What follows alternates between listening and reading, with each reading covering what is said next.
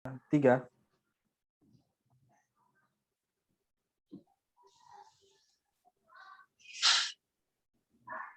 Oke, Assalamualaikum warahmatullahi wabarakatuh. Waalaikumsalam warahmatullahi wabarakatuh. Selamat sore Bapak Ibu. Selamat Sore, sore, Bu. Bu. Masih semangat? Semangat Semangat. dong.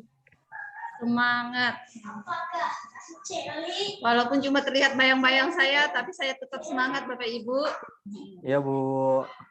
Mantap, Bu. Baik, Mantap. untuk memulai kegiatan kita pada sore ini, saya minta tolong untuk Pak Rian Nopal untuk membawa kita berdoa dulu supaya kegiatan kita berjalan dengan lancar. Silakan Pak. Terima kasih, Bu. Oke, teman-teman, untuk memulai kegiatan hari ini, marilah kita bersama-sama menundukkan kepala sejenak untuk berdoa supaya kegiatan hari ini diberi kelancaran. Berdoa sesuai kepercayaannya masing-masing, dipersilakan.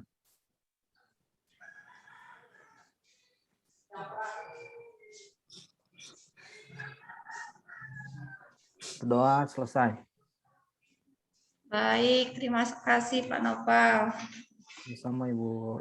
Supaya kita lebih refresh lagi sore ini, walaupun sudah seharian mempelajari banyak sekali materi dan sebagainya. Ayo Bapak Ibu, kita bermain kata dulu. Nanti saya kasih satu kata, kemudian nanti saya sebutkan misalnya Bu Siska, sambungkan kata dari saya.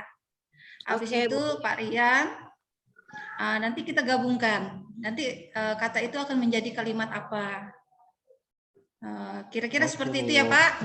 Oke. Bu? Oke, Bu. Yang pertama kata dari saya. Saya. Silakan Pak Rian. Saya mau. Mau. Silakan Bu Siska. Menyambungkan ya, Bu? Ya, satu kata aja. Mau mandi. Bu Siska mandi. Jadi Mandi. ternyata kita perlu pada mandi semuanya. Saya mau mandi.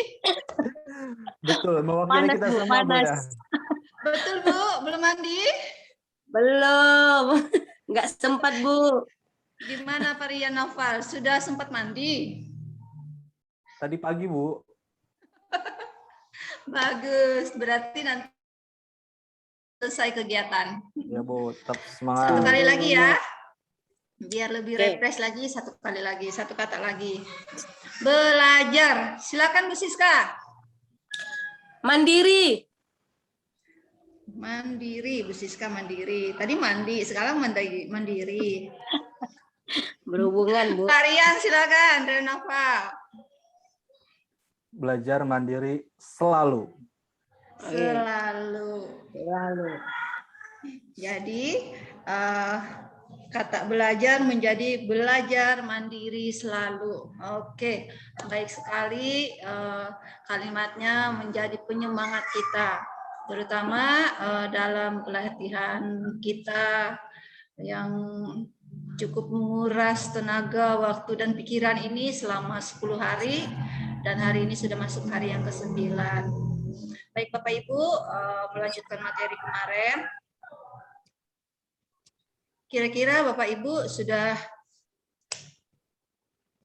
banyak nyamuk Bapak Ibu. Mulai gelap di sini, banyak nyamuk. Bapak Ibu, kira-kira sudah adakah di antara Bapak Ibu yang memahami mengenai modul ajar? Itu, Bu, modul ajar itu mau saya tanya. Iya. Itu seperti RPP, Kak, Bu? Kok lengkap betul identitas semuanya dalamnya? Gimana Pak Rian? Bisa menanggapi dulu untuk Bu Siska?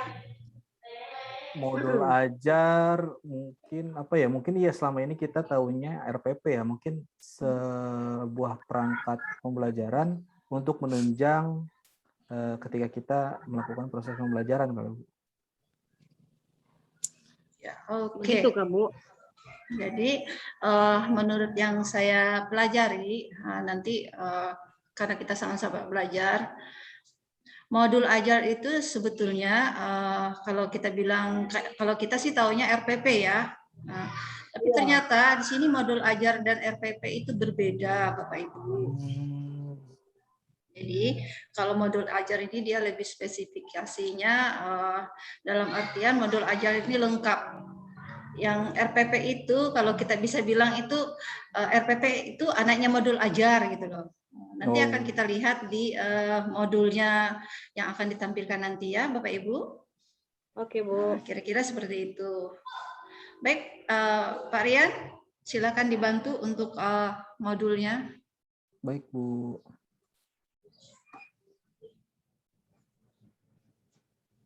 Oke, sudah terlihat. Ini dia modul ajar.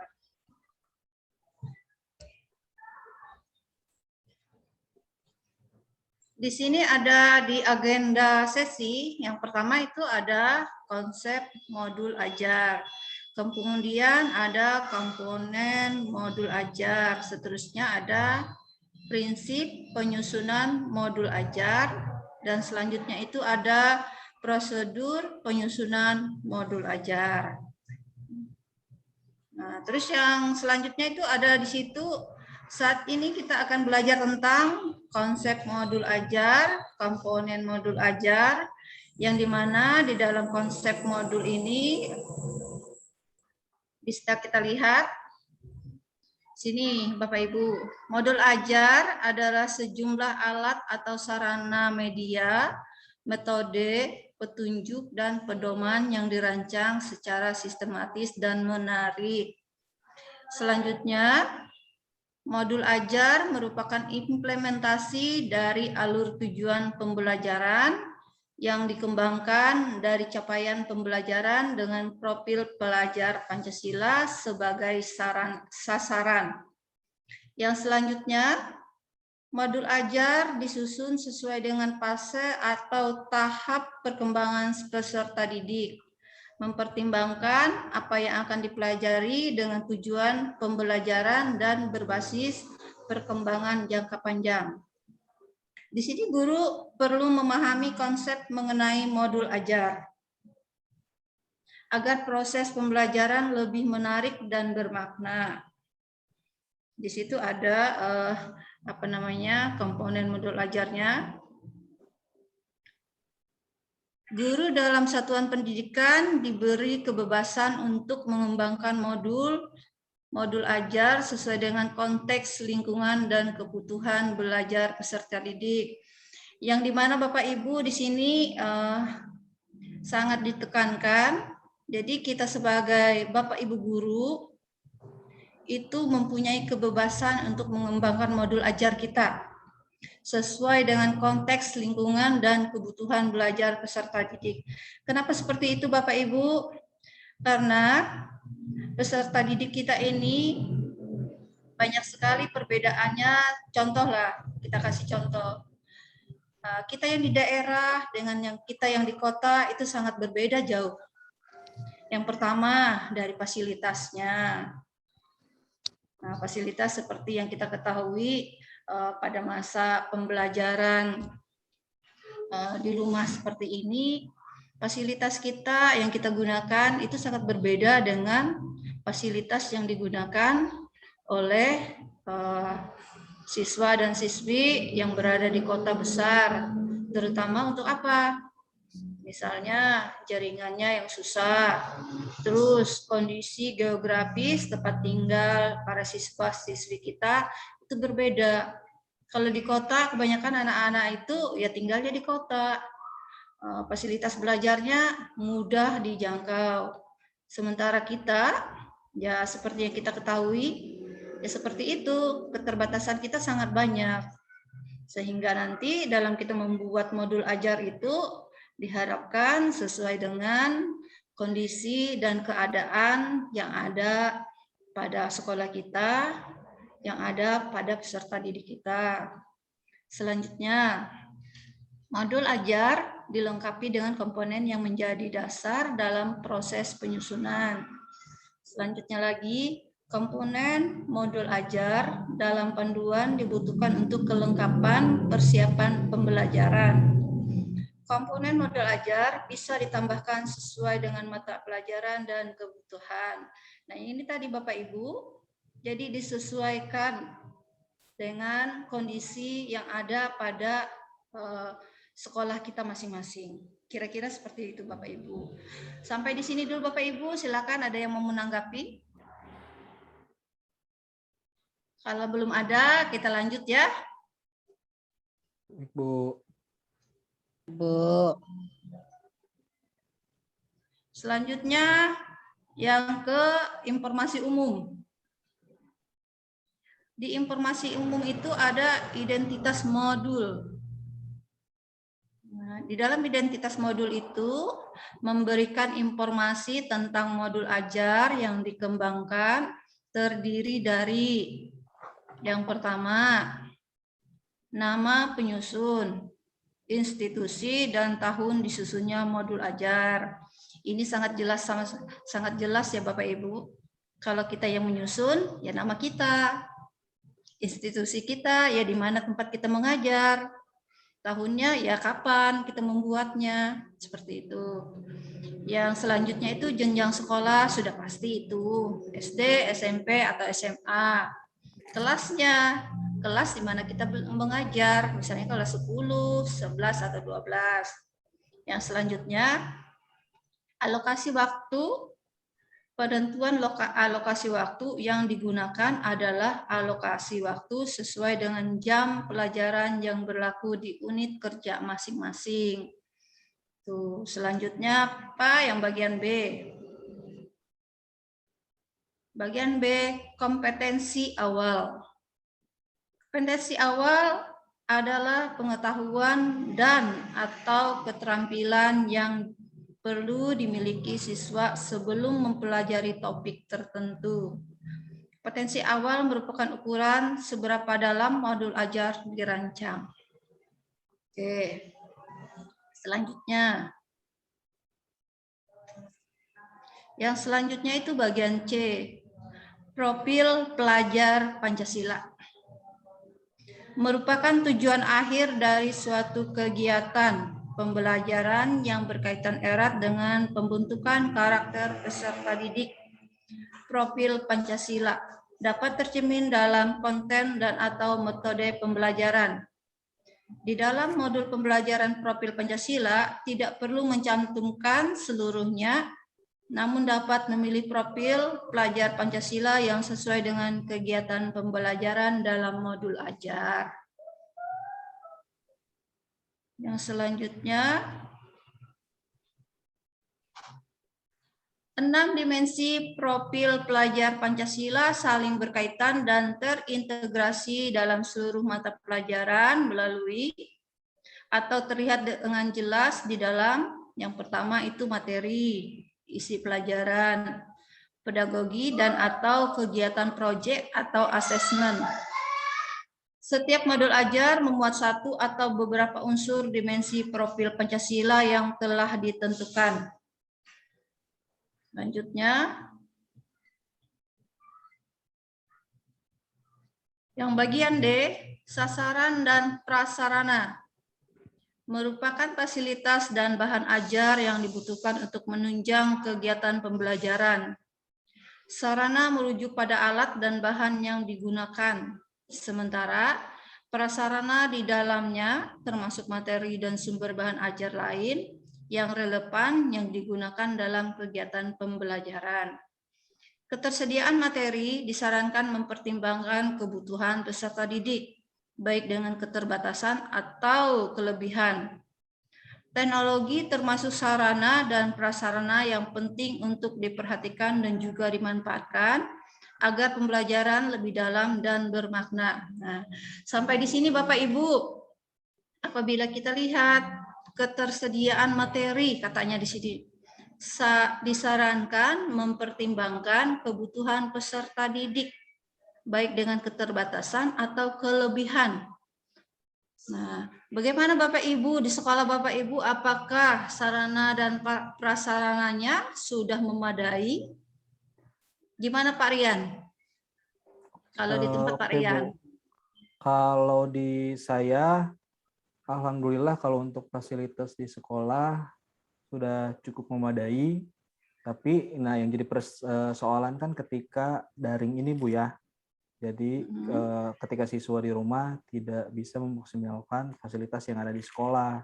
Jadi mereka mungkin ya dari segi teknologi khususnya, Bu ya. Kalau di sekolah kan mereka bisa tidak ada kuota, ada wifi, tidak ada HP, bisa menggunakan lab kayak gitu, Bu. Jadi kalau untuk fasilitas di sekolah, alhamdulillah sudah lengkap. Hanya ya daring ini saja pandemi ada halangan gitu. Iya, betul sekali. Betul itu Bapak. Bagaimana Bu Siska? Kalau di sekolah Bu Siska? Kalau di sekolah saya sih Bu, sama dengan Pak Rian, semuanya sudah lengkap. Anak-anak bisa memakai semua fasilitas di sekolah, itu pun saat pelajaran tatap muka. Nah, kalau udah daring seperti ini Bu, ya bisa seperti kata Pak Rian tadi, susah Bu. Mereka satu hal kayak jaringan kan, kalaupun mau mereka ke sekolah, nggak semua mau ke sekolah Bu, untuk belajar online, mau online, karena rumahnya mereka tuh jauh-jauh Bu. Tapi kalau untuk fasilitas sekolah semua sudah lengkap. Itu aja Bu ya, aman. Ya, Bisa digunakan betul. anak didik. Iya betul sekali Bapak dan Ibu. Sama halnya kalau di sekolah saya juga untuk fasilitas itu sepertinya sudah lengkap. Sangat-sangat memadai untuk fasilitasnya, jaringan, internet dan sebagainya ada. Cuman itu tadi kendalanya Bapak Ibu. Kendalanya saat ini dengan peserta didik yang tidak bertempat tinggal atau tidak berdomisili semuanya di kota, dengan keadaan yang sekarang ini masih menggunakan pembelajaran daring, ya kita juga mengalami bukan kesulitan lagi, sangat kesulitan. Karena tadi ada siswa yang jauh dari kota, di pedalaman, karena tidak pembelajaran tatap muka, otomatis dia pulang ke rumahnya, pulang ke kampungnya. Jadi kalau sudah pulang ke kampung, itu jaringannya sangat susah. Dan juga kalau sudah begitu, mereka juga akan membantu orang tuanya bekerja di ladang dan sebagainya. Nah, untuk itu perlunya kita menyesuaikan dengan keadaan. Bagaimana caranya kita menyusun perangkat ajar ini supaya dengan keadaan yang seperti ini itu kita masih bisa menyampaikan materi kepada siswa kita. Jadi materi yang kita sampaikan itu masih bisa diterima oleh siswa. Seperti itu. Yang selanjutnya, target peserta didik. Peserta didik yang menjadi target yaitu peserta didik yang menjadi target peserta didik reguler atau tipikal umum, tidak ada kesulitan dalam mencerna dan memahami materi. Selanjutnya, peserta didik dengan kesulitan belajar, memiliki gaya belajar yang terbatas, hanya satu gaya misalnya dengan audio, memiliki kesulitan dengan bahasa dan pemahaman materi ajar, kurang percaya diri, kesulitan berkonsentrasi jangka panjang, dan sebagainya. Yang selanjutnya itu peserta didik dengan pencapaian tinggi, mencerna dan memahami dengan cepat, mampu mencapai keterampilan berpikir aras tinggi, dan memiliki keterampilan memimpin. Jadi ini ya Bapak Ibu, tipe-tipe peserta didik kita. Ada peserta didik yang mampu menangkap materi dengan begitu cepat, ada juga yang lambat, ada juga yang punya pola belajar itu maksudnya bermacam, beragam, ada juga yang cuma satu. Dia cuma taunya itu aja, membaca teks misalnya, mendengarkan audio misalnya, melihat video, tapi tidak bisa yang lain misalnya, seperti itu Bapak Ibu. Selanjutnya itu ada model pembelajaran. Nah, di sini dia model pembelajaran kita. Model pembelajaran merupakan model atau kerangka pembelajaran yang memberikan gambaran sistematis pelaksanaan pembelajaran Model pembelajaran dapat berupa model pembelajaran tatap muka, pembelajaran jarak jauh dalam jaringan, atau PJJ daring. Yang selanjutnya pembelajaran jarak jauh luar jaringan, PJJ luring, dan blended learning. Nah, seperti itu.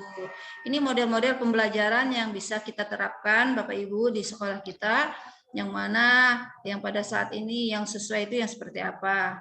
Kalau di tempat saya ya ini tadi, pembelajaran jarak jauh yang saat ini sangat sesuai dengan siswa dan siswi dalam masa pandemi saat ini.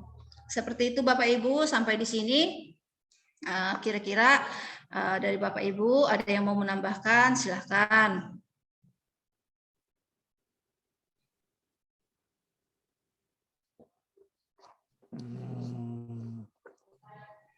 Gimana Bu Siska, silakan. Cukup Bu, memahami Bu.